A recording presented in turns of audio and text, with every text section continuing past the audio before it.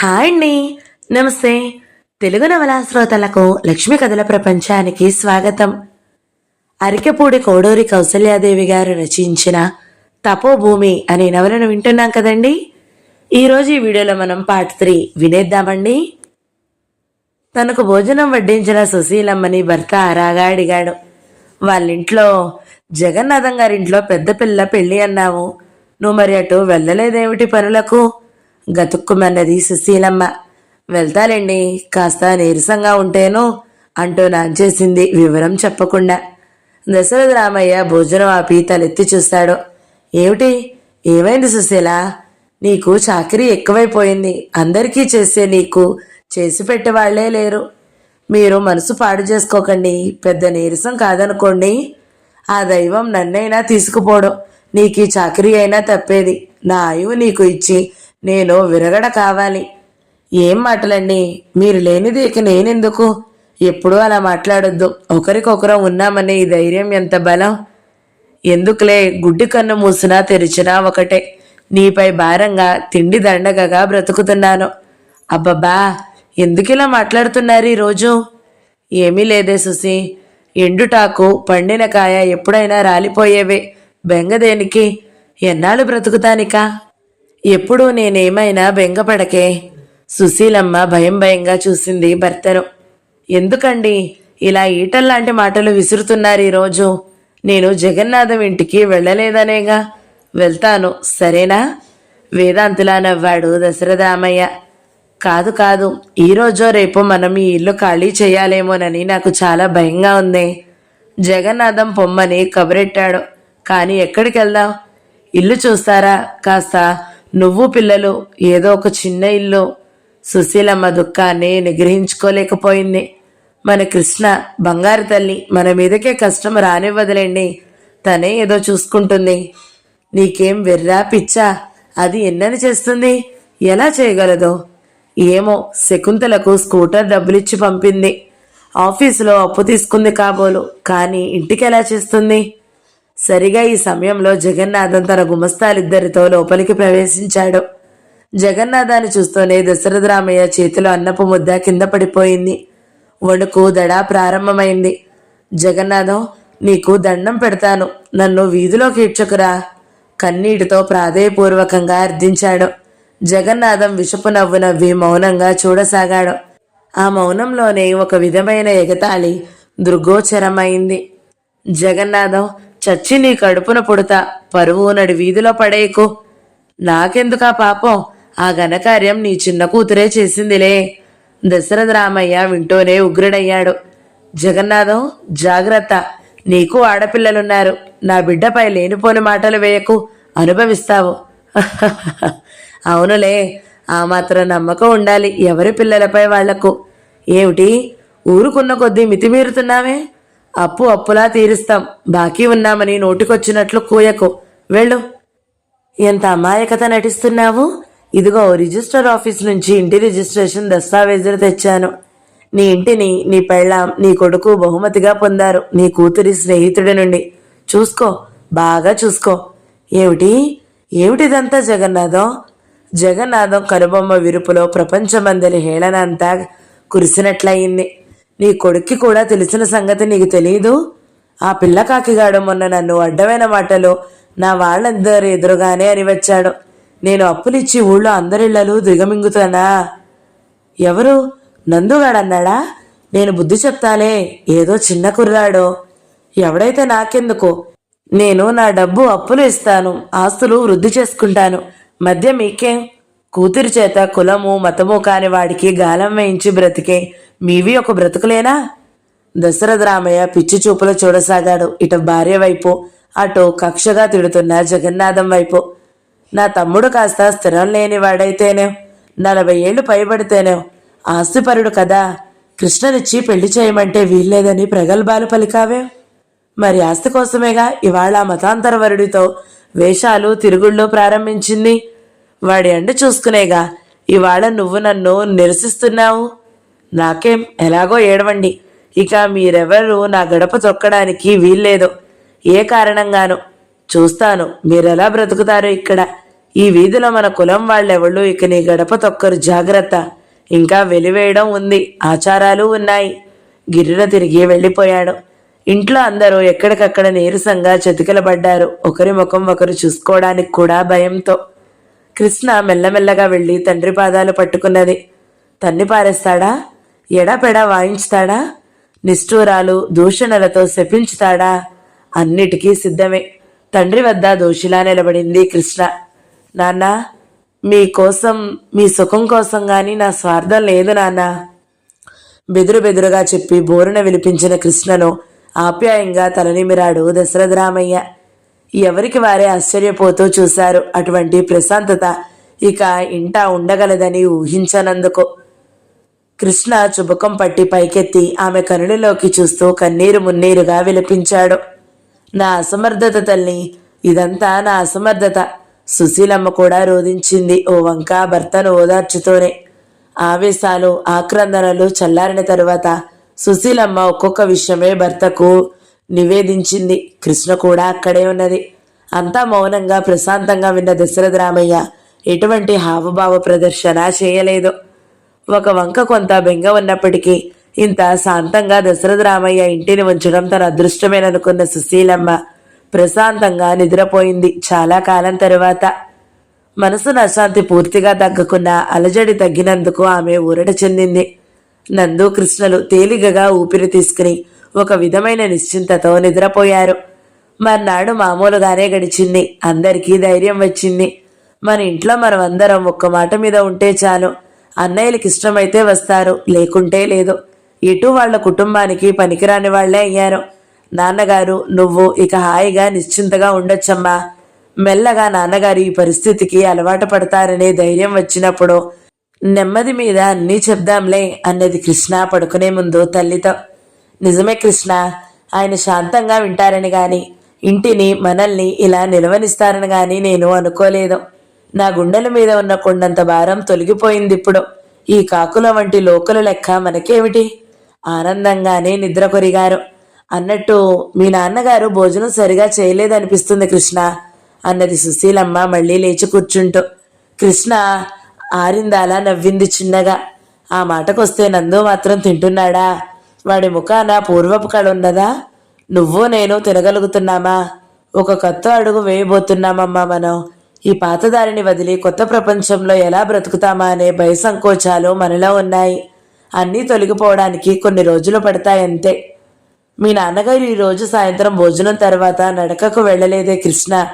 ఉదయం సాయంత్రం తప్పకుండా నడక సాగించడం వల్ల ఆరోగ్యం కంతా బాగుపడుతుందని డాక్టర్ మరీ చెప్పాడు. అలాగా, రేపటి నుంచి నేను కనుక్కుంటానులే. నాన్న బద్దకిస్తే నేనే తీసుకెళ్తానులే. ఇంకెన్నాళ్ళుంటావమ్మా నువ్వు తీసుకెళ్ళడానికి? నువ్వే లేని ఇంటిని ఊహించలేకపోతున్నాను. ఏమిటమ్మా, అక్కను పంపలేదు పెళ్లి చేసి. అయినా ఈ రోజుల్లో ఎంత దూరమైనా దూరంలో లెక్క కాదమ్మా. నేనెక్కడున్నా మీతో 2 రోజులకోసారి ఫోన్లో మాట్లాడతాను. మీరెక్కడున్నా ఆ ఇంటికి ఫోన్ చేయించుతాను. నెల డబ్బు పంపిస్తాను. నందును పెద్ద చదువులో చదివిస్తాను. అదంతా సరే కానీ నువ్వు మతం మారడం బాధగా ఉందే. పోనీ ఆయనే మన మతం. అమ్మా, కృష్ణస్వరంలో తనకే తెలియని తీవ్రత ధ్వనించింది. ఎంత పిచ్చిదానివమ్మా. మనను మనుష్యులుగా బ్రతకనీయని ఏ మతమో మనకొద్దు. రాముడు, కృష్ణుడు, అల్లా మనమంతా ఒకటే. ఎవరైనా సర్వేశ్వరుని మనం పూజిస్తున్నాం. నేను మారడం కేవలం ఆయన తల్లిదండ్రుల కోసం. వారు వృద్ధులు, ఒకడే కొడుకు. ఎలా ఖర్చు పెట్టినా అడగడం లేదు. అందువల్ల కనీస తృప్తైన వాళ్లకు నా వల్ల ఉండడం, ఆ ఇంట నా కారణంగా ఏకైక పుత్రుడు తల్లిదండ్రులకు దూరం కాకుండా చూడడం నా కనీస ధర్మం కదా అమ్మా. నిజమేలే, నువ్వు అటువంటి బెంగళం పెట్టుకోకమ్మా. జీవితం, దైవం, నేల, నీరు, ఆకాశం, గాలి అందరికీ ఒకటే మతం. మనిషి సృష్టించుకున్నది. అర్థం చేసుకోగలిగితే అన్ని మతాలు ఒకటే. ఏ మతమైనా తలవంచేది ఆ సర్వేశ్వరునికే. ఇక సంభాషణ పొడిగించకుండా అటు తిరిగి పడుకున్నది సుశీలమ్మ. ఆమె సరిపెట్టుకోవడానికి కొంతకాలం పడుతుంది. అంతఃకరణలో మదన అంతవరకు తప్పదు మరి. ఆమె తరం వారికి అది సహజమే అనుకున్న కృష్ణ జాలిగా నవ్వుకుంది. 2 నిమిషాలకే మళ్ళా లేచి కూర్చుంది సుశీలమ్మ. ఏమిటమ్మా, నిద్రెందుకు రావడం లేదు? అమ్మాయి, మరి పెళ్లి ఖర్చు అది? అబ్బబ్బా, అన్నీ నాకు వదిలి నువ్వు నిశ్చింతగా ఉండమ్మా. మీకు నా వల్ల సుఖమే గాని ఏ కష్టమో బరువు ఉండరాదనేగా నేను ఇంతగా తాపత్రయపడుతున్నాను. సరేలే, కానీ తల్లిగా నేనెలా ఊరుకోగలను?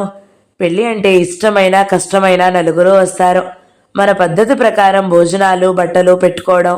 చీరలు పెట్టుకోకపోతే మీ వదినలు శకుంతల ఊరుకుంటారా? శకుంతల భర్తకి నందుకి మీ నాన్నగారికి మంచి బట్టలుండొద్దు. ఇంకా మా చెల్లెల వాళ్ళు వస్తారేమో. లోలోన ఆరోగ్యానికి మించిన అనుభూతి, జుగుప్స అని గాని ఏహ్యత అని గాని నామకరణం చేయలేని అనిర్వచనీయమైన భావాలు కలిగాయి కృష్ణకు. అసలు చిన్న కుమార్తె పెళ్లే చేయలేనని నిరసనపడిన అమ్మ రాజేశ్వరమ్మ ఏదో నోము నోచుకుని చీరదానం ఇచ్చిందని, మరో కలవారి ఇంట పెళ్లి పనులు చేసినందుకు ముతక చీర ఇచ్చారని, ఇంకెవరో పండగ పనులు చేసినందుకు వంట చేసినందుకు రవికల గుడ్డ పెట్టారని మురిసిపోతూ తెచ్చి కట్టుకునే తల్లి కూడా నేడు సంప్రదాయాల కోసం ప్రాకులాడుతుంది. భగవాన్, ఈ సగటు సనాతన భారత నారి మారేదే ఎప్పుడసలు?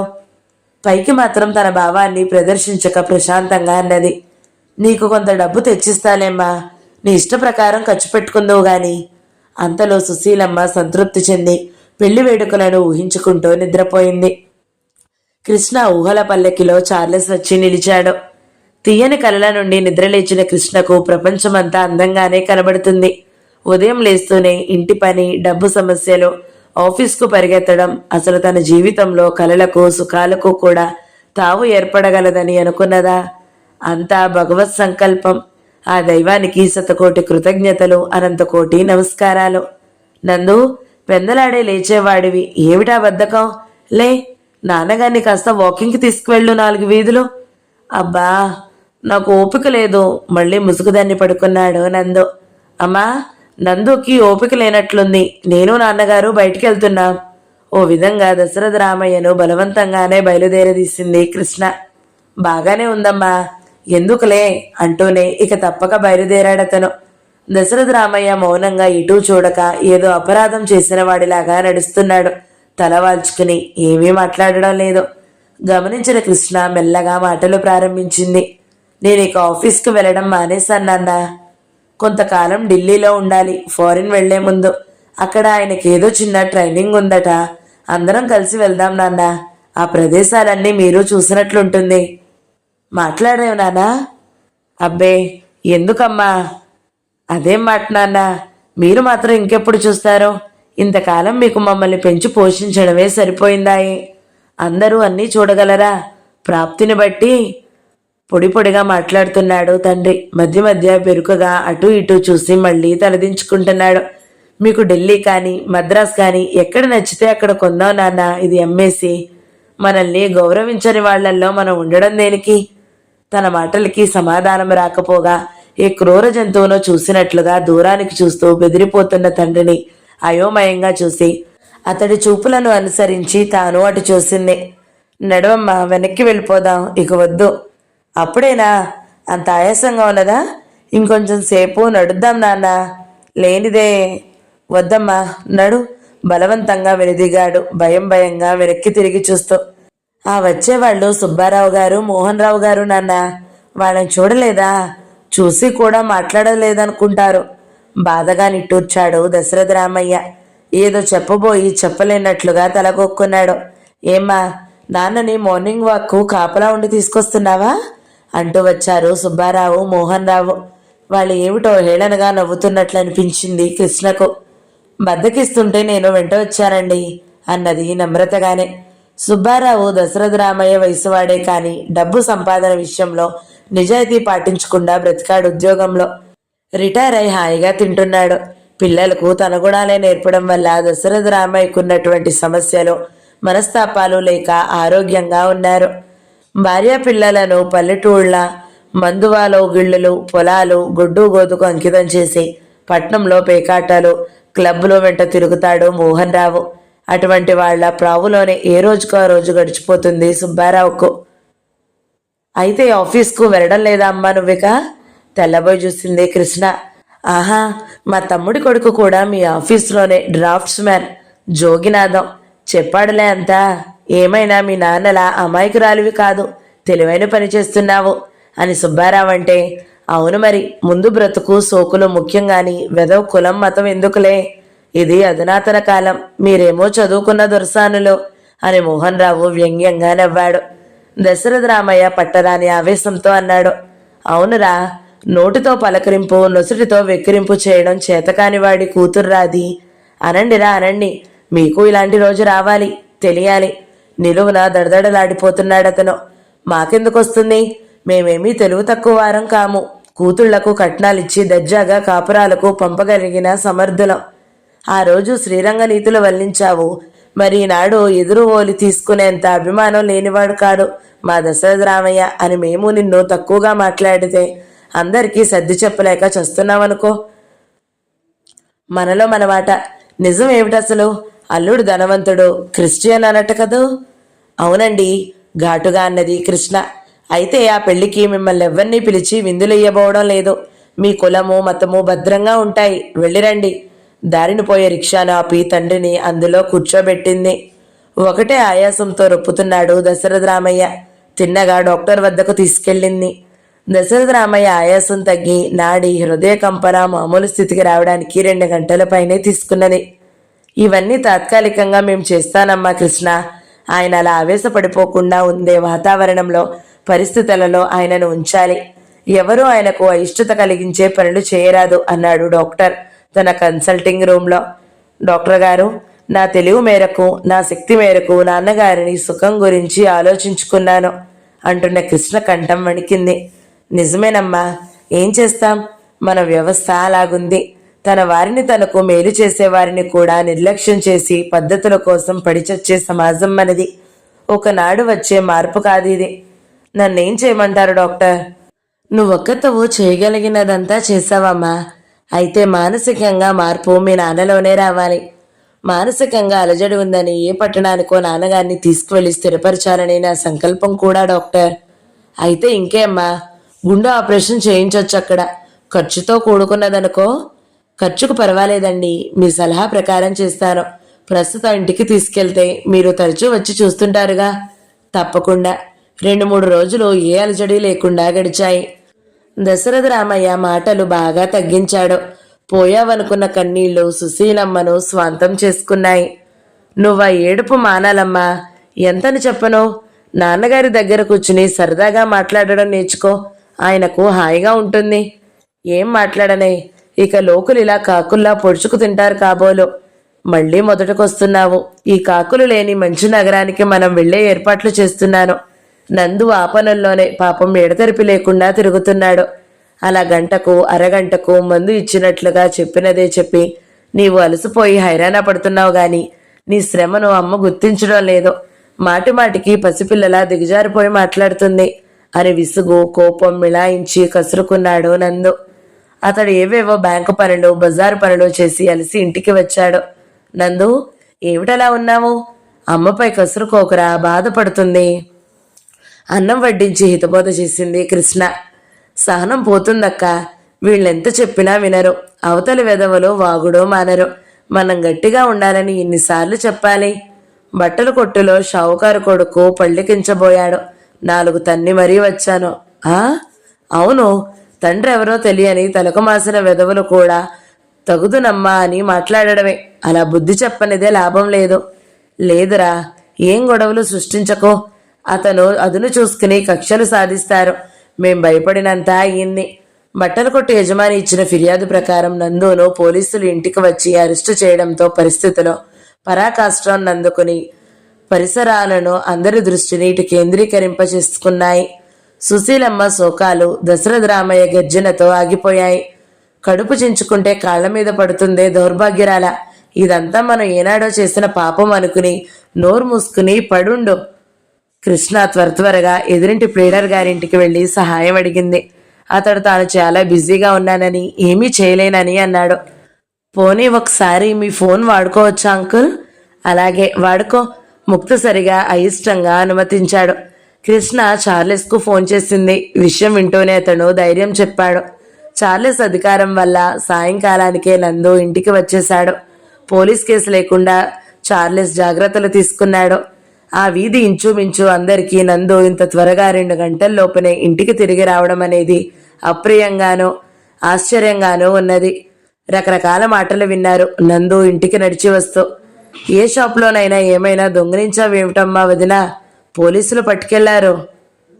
నీళ్ల కుళాయి దగ్గర చంద్రమ్మ మరో సూరమ్మని అడుగుతుంది. రోజు ఆమె భర్త తాగి వచ్చి తన్ని వీధిలోకి గెంతుతుంటే ఆమెను అనేకసార్లు ఆదరించి తనకున్న దానిలోనే సుశీలమ్మ ఇంత తినిపించేదని నందు ఎంతో నచ్చజెప్పగా ఆమె భర్త తాగుడు వీడి బాగుపడ్డాడని అందరికీ తెలుసు. దొంగలు లేచిపోయేవాళ్ళు అందరూ ఇక్కడే దాపరించారమ్మా. పిల్లా పాపలతో ఇక్కడ బ్రతికేదెట్టానో గాని. దీర్ఘం తీసింది మరో నాపసాని. దొంగతనమే చేశాడో మరొకటి చేశాడో జుమ్మని నిమిషాల్లో వదిలించేసే మహారాజుల ప్రాపకం ఉండగా ఎన్ని వెధవ పనులు చేసినా తలెత్తుకు తిరగొచ్చు. పౌరుషంతో శాంతం వదిలితే మరింత యాగి చేసుకోవడమే కానీ ఏమీ ప్రయోజనం లేదని చార్లెస్ మరీ మరీ చెప్పి పంపడం వలన నందు మౌనంగా అన్నీ విని కూడా మెదలకుండా ఇంటికి వచ్చాడు. నందు ఎవరితో మాట్లాడకపోయి దొడ్లో మంచం వాల్చుకుని పడుకున్నాడు. సుశీలమ్మ అతడిని చూసి మాట్లాడలేదు. దశరథ రామయ్య కన్నులు తెరిచి చూడనే లేదు. కృష్ణ వచ్చి చెంతన కూర్చున్నది. ఈ కాఫీ తీసుకోరా నందు. వద్దక్క. తీసుకోరా, ఇంకా కొద్ది రోజుల్లో ఈ వెధవ గోరలన్నీ మనకు వదిలిపోతాయి.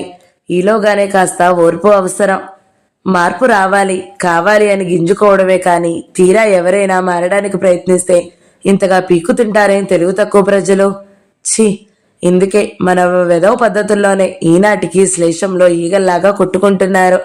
అతడి మనసులోని జుగుప్స మరింత అధికమైంది. జగన్నాథం మేడ బాల్కనీలో నిలబడి రాధిక ఇటే చూస్తుండడంతో చివానున లేచి మరలా లోపలికొచ్చేశాడు నందు. రాధిక సైగలతోనే అడిగింది కృష్ణను ఏమిటో. ఏమీ పర్వాలేదని, అంతా బాగానే ఉన్నదని అర్థం వచ్చేట్లు తిరిగి సంజ్ఞలతోనే సమాధానం చెప్పింది కృష్ణ. ముందు గదిలో ఎవరో అమ్మాయి కృష్ణకుమారి అని బిగ్గరగా పిలుస్తుంటే అటు పరిగెత్తింది కృష్ణ. అక్కడే మంచంపై పడుకుని ఉన్న దశరథ రామయ్యను గాని పక్కనే స్టూల్పై కూర్చున్న సుశీలమ్మను గాని ఆ ఆగాంతకురాలు సరుకు చేయడం లేదు. రండి. విశాలక్షమ్మ ఆమెను ఖాతరు చేయకుండా లోనికి చూస్తూ కృష్ణకుమారి అని సైరన్లా అరుస్తూనే ఉంది. ఆమె వచ్చి కళ్ళెదుట నిలిచే వరకు ఏమిటండి? కృష్ణకుమారి మర్యాదగా అంది. కూర్చోండి, నుంచున్నారేమిటి అంటూ కుర్చీ దగ్గరగా వేసింది. దశరథ రామయ్య కూడా లేచి కూర్చున్నాడు. జబ్బు మళ్ళీ తిరగబెట్టిందండి విశాలక్షమ్మ గారు అని తనకు తానే చెప్పుకున్నాడు. ఆమె అడగకపోయినా. అలాగా, ఏం చేస్తాం, మన కర్మలు మరి. ఇంతకు నేను మర్యాదలు అందుకోవడానికి రాలేదమ్మా. ఒక మాట అందరి ఎదుట చెప్పిపోదామని వచ్చాను. ఏమిటండి? మీ కృష్ణ ఇందాక ఏదో ఫోన్ చేసుకోవాలని వచ్చింది మా ఇంటికి. అటువంటి వీక తగదు, మా ఇంటికి రావద్దని చెప్పడానికి వచ్చాను. విశాలక్షమ్మ గారు. ఏం కృష్ణకుమారి, ఎర్రగా బుర్రగా ఉన్నావని మా అబ్బాయి నువ్వు అడిగితే కాదనలేకపోడేమో. వాడు ఇంకా కుర్రప్లీడరు, వృద్ధులోకి రావాల్సిన వాడు. ఇంకా పెళ్లి వయసుకొచ్చిన ఆడపిల్లలున్నారు ఇంటి నిండా. మరి అన్నీ వదులుకుని తెంపరి వాళ్ళు మా ఇంట్లో దూరుతుంటే మర్యాదగా ఉండదు. పరువునే ప్రాణం మాకు. దశరథ రామయ్య భుజంపై తువాలు తీసి కళ్లకు అడ్డు పెట్టుకున్నాడు. సుశీలమ్మ గొప్ప నేరస్తురాలిలా తల భూమిలోకి దించేసుకుని నిలబడింది. పక్క గదిలో నుండి దూకుడుగా వస్తున్న నందును కళ్లతోనే ఆపింది కృష్ణ. నందు, నా మీదొట్టు. నందు ఆగిపోయాడు.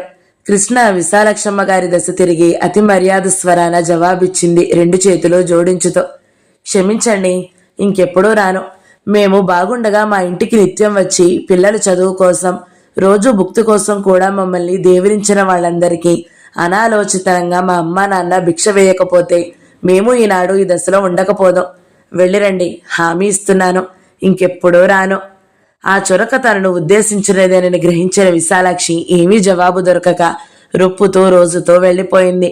దశరథ రామయ్యను భార్య కూతురు చాలాసేపు ఓదార్చారు. తల్లి తండ్రి మాటిమాటికి కన్నీరు పెట్టుకోవడం, నందు కోపం, మౌనం అన్నీ కృష్ణలోని ధైర్యాన్ని ఆ క్షణికాని క్షణం సన్నగిల్ల చేస్తున్నాయి. మరలా డాక్టర్ని పిలిచింది తండ్రిని చూడడానికి. అతడు చెప్పిన విషయమే మరలా మరలా చెప్పి వెళ్ళాడు.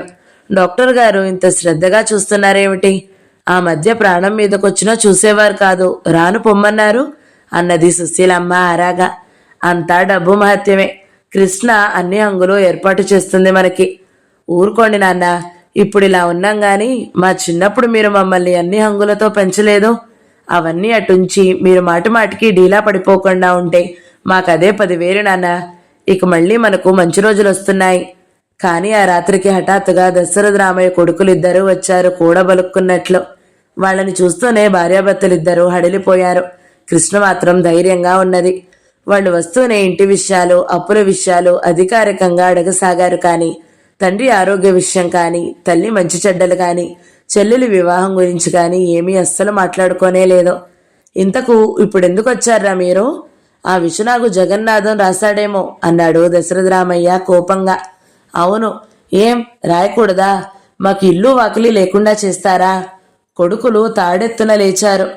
అన్నయ్య, నాన్నగారి ఆరోగ్యం బాగుండలేదురా అని కృష్ణ, నందు ఎంత బ్రతిమలాడినా వాళ్ళు వినిపించుకోలేదు. తల్లి ఆ ఇంటా ఈ ఇంటా వంటలు చేస్తుంటే, పెద్ద పిల్ల పెళ్లికి తండ్రి అప్పులు చేస్తుంటే, తండ్రి గుండె రోగంతో మంచాన పడితే, తమ్ముడు చదువు ఆగిపోతే అక్కర్లేని వెధవలకి ఈనాడు ఆరాలు కావాల్సి వచ్చాయి. ఆరాలు సిగ్గులేదట్రా దౌర్భాగ్యపు వెధవల్లారా! ఇది నా స్వార్జితం, నా ఇష్టం. సరే, ఇంకెప్పుడు అయితే మా అవసరం రాదా అని ఒక కొడుకు అన్నాడు. తల కొరివికి తప్పక అవసరం అవుతాములే. ఇంకొకడు హేళనగా అంటుండగా దశరథ రామయ్యకు ఉధృతం గుండెపోటు రావడము, అతడు డాక్టర్ వచ్చే లోపలే భగవత్ సన్నిధానాన్ని చేరుకోవడము జరిగిపోయింది. శాంతానికి ప్రతిరూపమైన సుశీలమ్మ భద్రకాళే అయింది. తనకు కొడుకులే లేరన్నది, దైవమే లేడన్నది. కృష్ణను నందును ఓదార్చేవారే లేకపోయారు. మనం మంచి చేయబోయినా ఇలాగైందేమిట్రా, ఎంత దురదృష్టవంతులం అంటూ తమ్ముణ్ణి పట్టుకు విలిపించింది కృష్ణ. నువ్వు మరీ అన్యాయమైపోతావురా నందు, నీకు దారి చూపలేకపోయాం ఇంతవరకు అని రోధించింది తల్లి. చాలా మంది జనం పోగయ్యారు. గుండెపోట, ఏమైనా ఆత్మహత్య? ఒకరిద్దరు స్పష్టంగానే అనుమానం వెళ్ళబుచ్చారు. ఇంకా అదృష్టమే, ఆ అప్రాచ్యపు పెళ్లి కాస్త అయిందంటే శవాన్ని లేపేవాళ్ళు కూడా ఉండకపోదురు, మనం అందరం దూరంగా ఉండిపోవలసి వచ్చేది అని అన్నవారు అందరూ కూడా ఎంతో ఎంతో విద్యాగంధం ఉన్నవారే. ఇక అందరి సూటిపోటి మాటలు కృష్ణపై మళ్ళాయి. మహాతల్లి ఆఖరుకు తండ్రిని పొట్టన పెట్టుకుంది. వెదవ తిరుగుళ్ళు తిరిగి కలికాలం. ఇప్పుడిక అడిగేవాళ్లు లేరు. విచ్చలవిడేయక జగన్నాథం వచ్చాడు దొంగ ఏడుపు నటించుతో. నేను అనుకుంటూనే ఉన్నాను ఇటువంటిదేదో జరుగుతుందని. దశరథ రామయ్య, ఎంత బ్రతికి ఆఖరుకు ఎలాగైపోయావు అని ఒక శోకం పెట్టి ఇటు అతడి పెద్ద కుమారులను ఓదార్చసాగాడు. ఏడవకండయ్యా, మనిషి పుట్టుకలు మరి, బాధలు తప్పవు, అన్నిటికీ నేనున్నాను, బాధపడకండి, ఏర్పాట్లన్నీ నేను చూసుకుంటాను. నందు పులిపిల్లలా లంఘించాడు. ఏరా ముసలినక్క, బ్రతుకున్నన్నాళ్ళు అప్పులిచ్చి వడ్డీలకు పీక్కు తిని ఇల్లు వేలంపాటకు తెచ్చి ఆయన మనశ్శాంతిని హరించి గ్రద్దల్లాగా కొంచెం కొంచెం ఆ ప్రాణాన్ని పీక్కు తిన్నావు. ఇప్పుడు అందరి ఎదుట విచారం నటిస్తున్నావా? ఎంత గుండెలు తీసిన వాడివిరా! ఏమిటి, జగన్నాథం ఇంటిని వేలం పెట్టాడా? అందరూ చెవులు కొరుక్కుంటున్నారు. గమనించిన జగన్నాథానికి భయం వేసింది. తన పాపిష్టి పని అందరికీ తెలిసిపోతుందని. ఏదో చిన్నపిల్లవాడు తండ్రి పోయిన బాధలో ఏదేదో అంటున్నాడు, మనం లెక్క చేయకూడదు అంటూ తన గుమస్తాలను, నౌకర్లను అందరూ తలో పనికి పురమాయించి పరుగు పెట్టిస్తూ హడావిడి సృష్టించాడు. నందు తరగని కోపంతో అన్నాడు, చాలేరా నటనలో. అన్నయ్యలు, ఈ ఇల్లు వేలం పెట్టి నాన్నను జబర్దస్తి చేసినప్పుడు చార్లెస్ అనే ఆయన ఆదుకున్నాడు, ఇల్లు వేలం వేయకుండా. ఆ కారణంగా వీళ్లంతా చిన్నక్కకు ఆయనకు సంబంధం కట్టి వెదవ మాటలు అంటుంటే నాన్నగారికి గుండెపోటు తిరగబెట్టింది. ఆయన మరణానికి కారకుడైన ఈ ముసలి జంబుకం ఇక్కడ ఉన్న ఏదైనా పని చేసినా నాన్నగారి ఆత్మకు శాంతి ఉండదు. ఆయన్ను పొమ్మని చెప్పండి. అదే సమయంలో చార్లెస్ రావడంతో ఒక్కసారిగా ఘోర నిశ్శబ్దం ఆవరించింది. ఎవరి మట్టుకి వారే ఏదో విపరీత విచిత్ర దృశ్యం కోసం ఎదురు చూస్తున్నారు ఆత్రంగా. కృష్ణ ఒక్కసారి బిగ్గరగా రోధించింది, చార్లెస్, మన శ్రమ అంతా బూడిదలో పోసిన పన్నీరైపోయింది. ఏ నాన్నగారి కోసం ఇంతగా తాపత్రయపడ్డామో ఆయన వెళ్ళిపోయారు, బాధలన్నిటికీ అతీతులై. అతను మౌనంగా దశరథ రామయ్య వద్ద నిలబడి ప్రార్థన చేశాడు. జీవన్మరణాలు దైవ శాసనాలు కృష్ణి, అలా బాధపడకు, ఆయన కోసం ప్రార్థించు. అందరూ విస్మయంగా చూస్తున్నారు, తమలో తాము గుసగుసలాడుతున్నారు. చార్లెస్ జగన్నాథానికి సమీపంగా నడిచాడు. జగన్నాథం గారు, మీరు ఇచ్చిన ఒత్తిడికి ఆ పెద్ద ప్రాణం బలైపోయింది. అటువంటి అనర్థం జరగవలదని ముందే హెచ్చరించాము, మీరు వినలేదు. ఏమిటి మాట్లాడుతున్నావు? నాకేం అర్థం కావడం లేదు, అంతా పచ్చి అబద్ధం అంటూ చూస్తున్న జనం వైపు తిరిగి, ఇది నమ్మకండి, ఇదేదో పన్నాగం, కృష్ణ వీడు కలిసి ఆడుతున్న నాటకం అని గోలగోలగా చెప్పసాగాడు. ఎందుకండి ఆ లబదిబలు? ఇదిగో మీరు నాకు అంతకు రెట్టింపు మొత్తం ఆశ చూపుతూ మొన్న పంపిన చెక్కు, ఉత్తరం. నేను ఆఫీసులో లేని సమయంలో మీ గుమస్తా అక్కడ ఉంచి వెళ్ళాడట. ఇది మీ సంతకం కాదనగలరా? జగన్నాథం తలంచుకున్నాడు. కృష్ణ అన్నలిద్దరూ ఆ చెక్కును తీసుకుని చూశారు. అంతకు ముందు తాము ప్రవర్తించిన ప్రవర్తనకు సిగ్గుపడ్డారు. జగన్నాథం, గెట్అవుట్ ముక్తకంఠంగా అన్నారు. చార్లెస్ అన్నాడు, ఇది తగిన సమయం కాదు, అయినా చెబుతున్నాను, తప్పదు గనక. ఈరోజు నేను దశరథ రామయ్య గారి దర్శనం చేసుకుని క్రిస్టీని వివాహం చేయమని అడగాలని అనుకున్నాము. ఇంతలో ఇలా జరిగింది. అయినా నేను ఆయన ఇక్కడ ఉన్నారనే భావిస్తూ మనల్ని ఆశీర్వదించుతున్నారని ఆశిస్తూ చెబుతున్నాను. నేను అదే కృష్ణకుమారి వివాహం చేసుకోవాలని అనుకున్నాం. ఇందుకు మీ అందరి అనుమతి, ఆశీర్వాదము కూడా ఉన్నదని ఆశిస్తున్నాను. ఇంతవరకు మీరంతా సూటిపోటీ మాటలతో కృష్ణను అవమానించారు. అవమానాలు పొందవలసిన నిజమైన అపరాధి ఎవరో తెలుసుకున్నారు కదా. ఇక మీరెవరికీ మాపై ఆగ్రహం ఉండదనే భావిస్తున్నాను. మౌనంగా ఉన్న అందరిలో మెల్లమెల్లగా గుసగుసలు ప్రారంభమయ్యాయి. కృష్ణ నెమ్మదిగా తలెత్తింది. నందు వచ్చి ఆమె పక్కగా నిలబడ్డాడు. అక్క, ఏమిటి అలా చూస్తున్నావు? ఏమీ లేదు.